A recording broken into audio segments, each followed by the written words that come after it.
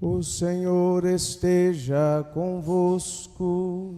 Ele está no meio de nós. Proclamação do Evangelho de Jesus Cristo, segundo João. Glória a vós, Senhor.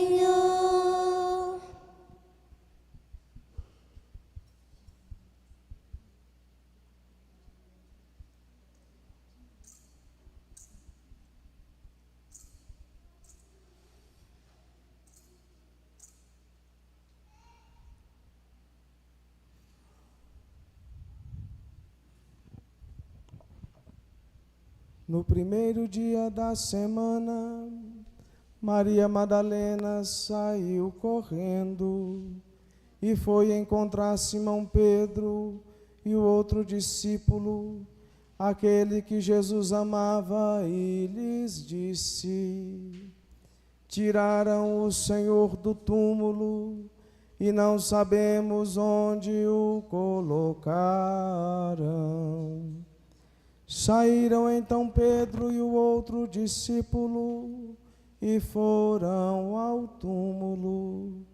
Os dois corriam juntos, mas o outro discípulo correu mais depressa que Pedro e chegou primeiro ao túmulo. Olhando para dentro, viu as faixas de linho no chão, mas não entrou. Chegou também Simão Pedro, que vinha correndo atrás, e entrou no túmulo. Viu as faixas de linho deitadas no chão, e o pano que tinha estado sobre a cabeça de Jesus, não posto as faixas, mas enrolado num lugar à parte. Então entrou também o outro discípulo, que tinha chegado primeiro ao túmulo. Ele viu e acreditou. Palavra da salvação. Glória a vós, Senhor.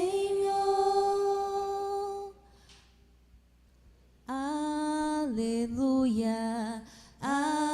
Aleluia, aleluia,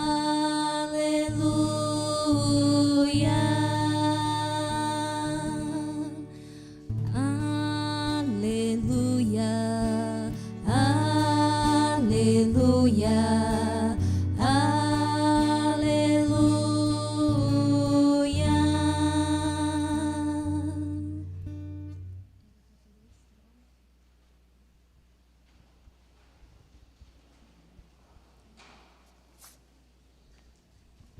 Caríssimo Padre George, pastor desta comunidade paroquial, que com vocês já tem mostrado grandes esforços, grandes empenhos e uma bonita criatividade na missão aqui nesta paróquia. Gratidão a ele pelo trabalho, pela dedicação, pela presença fecunda aqui no meio de vocês.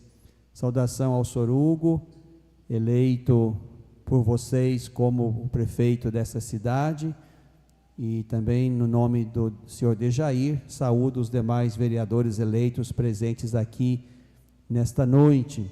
É muito bom que estejam aqui. Como diz o salmista, se Deus não construir, em vão trabalham os trabalhadores. É preciso também construir essa cidade pensando em Deus e querendo construí-la para Deus. Assim como a igreja não me pertence, e eu tenho que cuidar dela como se ela fosse de Deus, como de fato é, e não como se ela fosse minha, imagino que seja assim também para o executivo e para o legislativo no município. Cuidar daquilo que não é deles, mas que pertence a Deus e que eles cuidam em nome de Deus, no lugar de Deus, como Deus cuidaria. Daí a exigência grande para vocês, como para mim, de cuidar da nossa gente, querendo que nossa gente seja cada vez mais cuidada, de modo que isto agrade a Deus. como quem percebe do alto que nós, as lideranças da igreja e da sociedade, estamos tentando oferecer o melhor ao povo que pertence a Deus.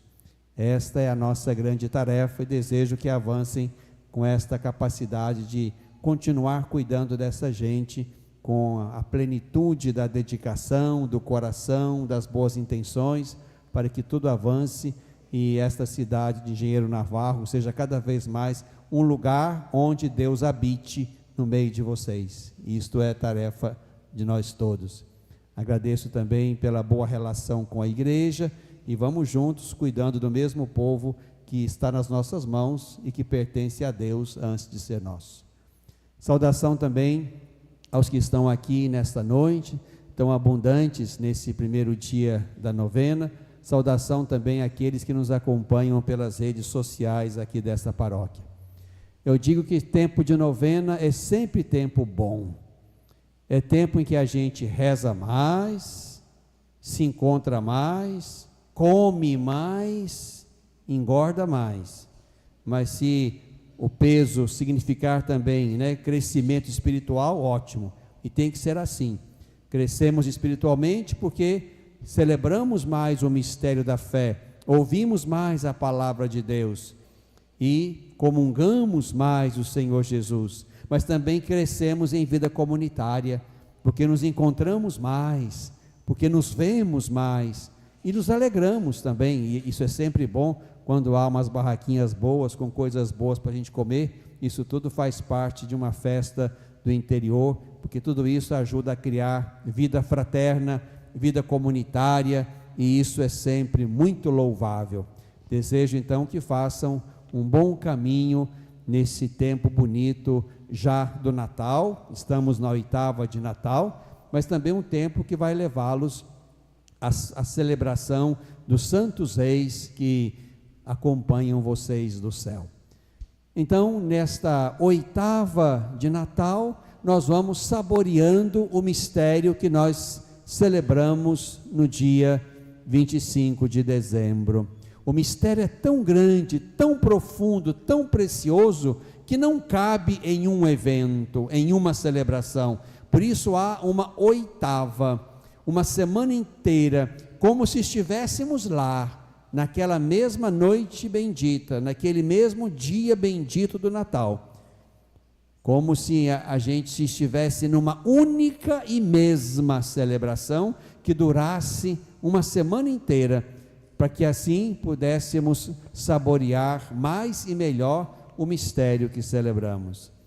Importante recordar que o Natal não é somente o nascimento de Cristo, o Verbo de Deus na história humana, mas é também o nosso renascimento em Cristo como filhos de Deus, como nós ouvimos no Evangelho do dia 25. Aqueles que acreditaram nele, deu-lhes o poder de se tornarem filhos de Deus. Então o nascimento de Jesus para nós é o nosso renascimento, porque nós que cremos nele como Filho do Altíssimo, nós nos tornamos nele filhos de Deus. Como dizia Santo Agostinho, o Filho de Deus se fez filho do homem para que os filhos dos homens se fizessem filhos de Deus. Isto é o Natal. O Natal é para nos recordar isto. Jesus é filho por natureza, é sempre e eternamente o Filho único. Nós que cremos nele, somos filhos por participação, filhos adotivos, e aqui está a nossa altíssima vocação, filhos e filhas de Deus. Vivemos neste mundo assim, nós não somos meras criaturas, meros existentes, meros seres humanos, e quem vive assim está vivendo vida básica, vida miúda, porque a nossa vocação nesse mundo, pela fé que temos em Jesus, é viver vida de filhos de Deus, que reconhecem um Pai único, que nos reconhecemos como irmãos e nos tratamos como tais, e avançamos na direção do Pai, porque esta é a certeza também da fé. No tempo do Advento, nós nos preparamos para celebrar o Natal de Jesus e nos preparamos para celebrar a volta de Jesus. E quando Jesus voltar no final da história, nós seremos todos entregues por Ele ao Pai. Esta é a alegria acerca do nosso futuro. Caminhamos para um encontro que terminará em Deus. É assim que será o fim da nossa história. E nesta oitava de Natal, nós vamos nos recordando de muitos que nos precederam no caminho da fé. Ontem nós celebramos Estevão, um daqueles 7 diáconos que fora ele, Estevão, apedrejado pela fé que alimentava na direção de Jesus, o primeiro mártir da fé cristã. Hoje nós celebramos o apóstolo e evangelista São João. Amanhã os santos mártires, aqueles que morreram aos arredores de Belém, quando Herodes quis eliminar Jesus e mandou matar as crianças ao redor de Belém, esperando matar o menino Jesus, os mártires inocentes. E assim vamos percebendo que a fé deu sentido à vida e à morte de muitos, daqueles que morreram de maneira brutal, como Estevão, ou como os inocentes de Belém, ou aqueles que viveram uma vida longa e aderam dia após dia a Deus, como o apóstolo João, que segundo a tradição não morreu mártir, morreu velho. E aqui também ela apresenta, portanto, um outro modo de entregar a vida. Ou entregamos a vida num ato só, e esse ato é glorioso e bendito, é o martírio, ou entregamos a vida cada dia, até que fiquemos velhos e morramos velhos, mas uma vida vivida para Deus, dada a Deus no dia a dia do nosso caminho. Então hoje nos voltamos para o apóstolo e evangelista São João. É um personagem interessante. João esteve nos grandes momentos da vida de Jesus. João esteve na transfiguração, João esteve na agonia no horto, João esteve aos pés da cruz, e ali ele recebeu Maria e foi dado a ela. João esteve no túmulo vazio, como nós ouvimos no relato de hoje do Evangelho. Portanto, João é aquele que viveu com Jesus todo o seu caminho, escolhido na primeira hora, acompanhou Jesus até o mistério fundamental da fé, que foi a ressurreição. E o texto do Evangelho diz que Pedro e João foram ao túmulo, mas o texto diz que João correu mais, chegou primeiro, mas não entrou, porque o primeiro no grupo dos apóstolos, porque Jesus quis assim, era Pedro. Esperou Pedro chegar, Pedro entrou primeiro. O texto diz que Pedro entrou, viu ali os panos, etc. E depois diz que entrou também o outro discípulo, aquele que tinha chegado primeiro.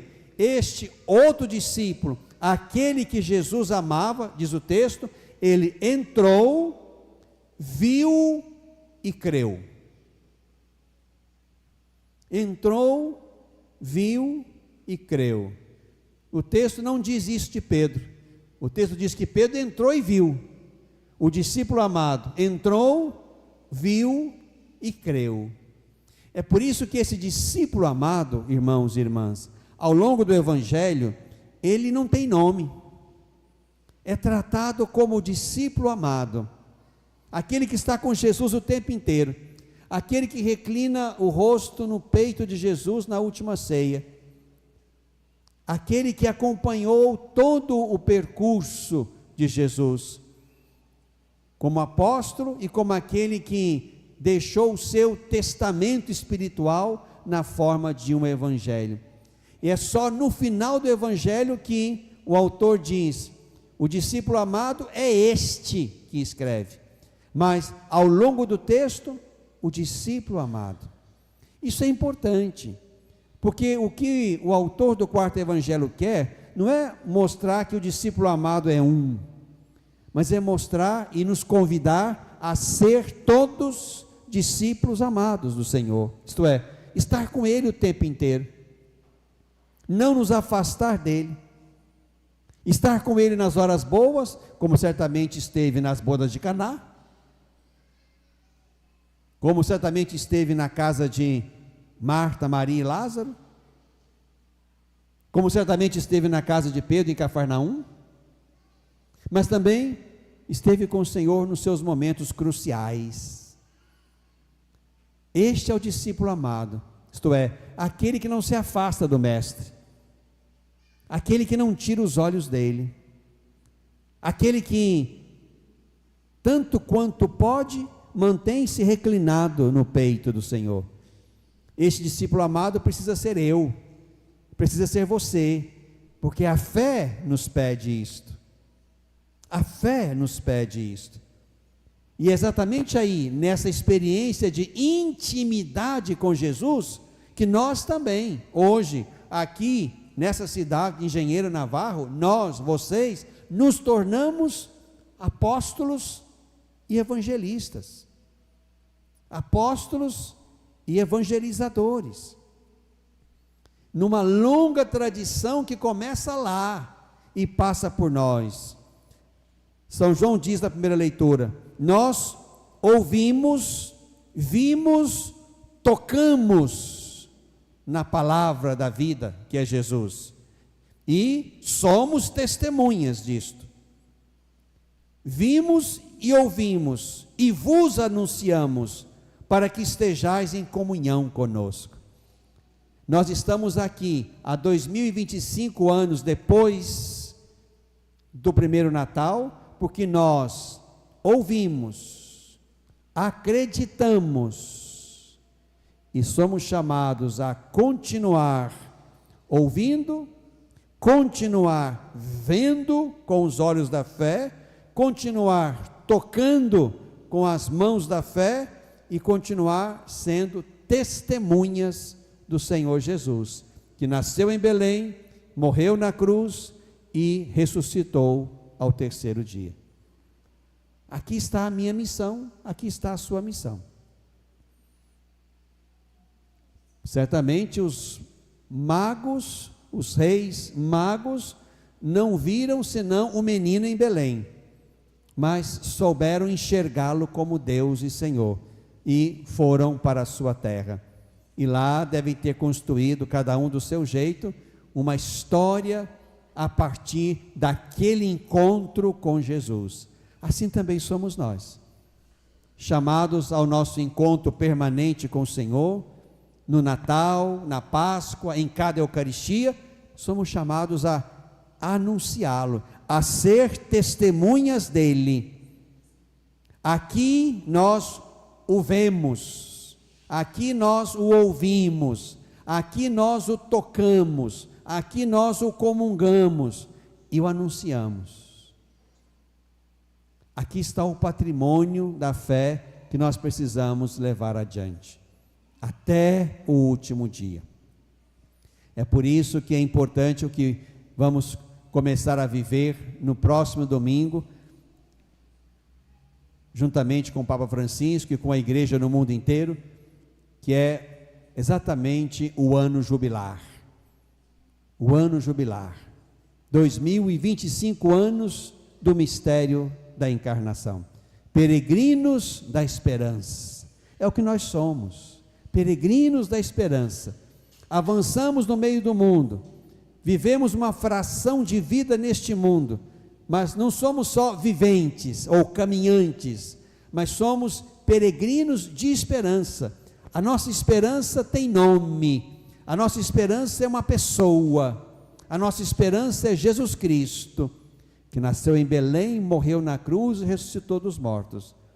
Essa é a nossa esperança que nós, como peregrinos, levamos adiante, anunciamos e testemunhamos para que outros creiam e avancem na direção do futuro certo, do mundo certo, que é exatamente o mundo, o futuro, a história que Jesus nos aponta a partir do reino de Deus que Ele inaugura, que começa aqui neste mundo, que precisa tomar as dimensões do mundo e que avança para além do mundo e termina na plenitude do céu.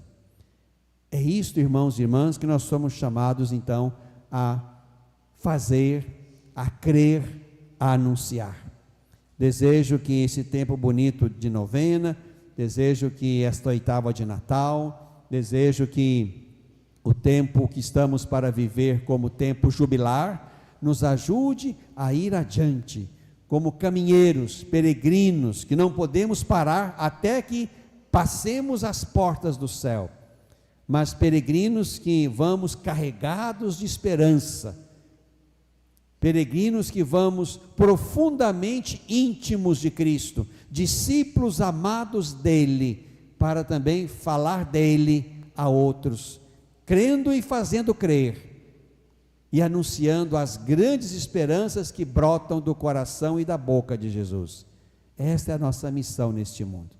Vamos então com alegria, e que a Eucaristia dessa noite, mais uma vez, nos faça experimentar a intimidade com o Senhor, e a partir dele, vamos adiante, como homens e mulheres da igreja, como homens e mulheres da política, da sociedade, como homens e mulheres que temos uma marca em nós, que o batismo nos deu, e é com esta marca que nós cremos, é com esta marca que nós governamos, é com esta marca que nós avançamos para o futuro, sabendo que tudo começa em Deus e tudo termina em Deus.